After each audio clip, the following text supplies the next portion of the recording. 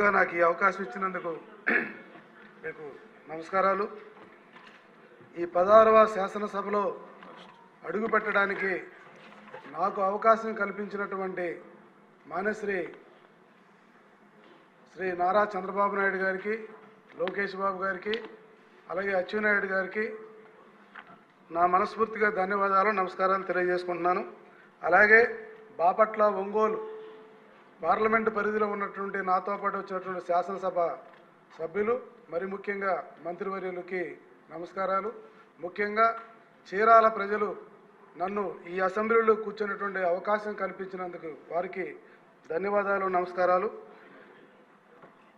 నేను ఈ విషయంలో మీరు ఇచ్చినటువంటి దాని మీద ప్రశ్న వేయడానికి ఒకటే కారణం, పూర్తి విషయాలు రాధాకృష్ణ గారు మాట్లాడారు.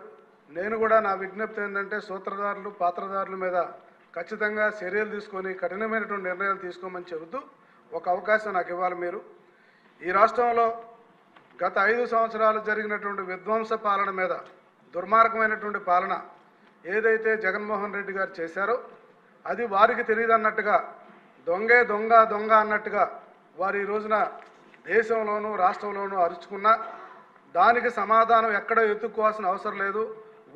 వారి యొక్క సలహాదారులు ఈ రాష్ట్రాన్ని ఏ రకంగా దోసుకున్నారో, ఏ రకంగా దుర్మార్గమైనటువంటి పాలన చేశారో అది వారు ఆత్మపరిశీలన చేసుకుంటే బాగుంటుందని మీ ద్వారా నేను తెలియజేసుకుంటున్నాను.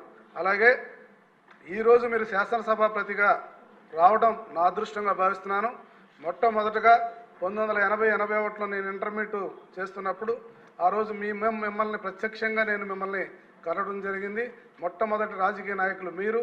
ఆ తర్వాత రాజకీయ గురువు అయినటువంటి స్వర్గీయ ఎర్రమనాయుడు గారికి కూడా వారికి కూడా నివాళులు అర్పించుకుంటూ నాకు ఇచ్చిన ఈ అవకాశానికి ధన్యవాదాలు, నమస్కారం.